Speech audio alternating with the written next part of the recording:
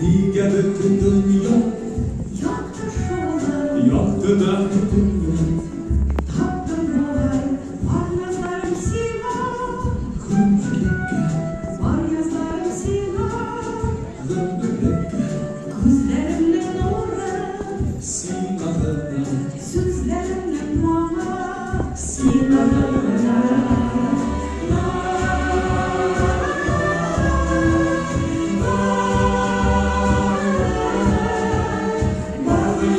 dünya.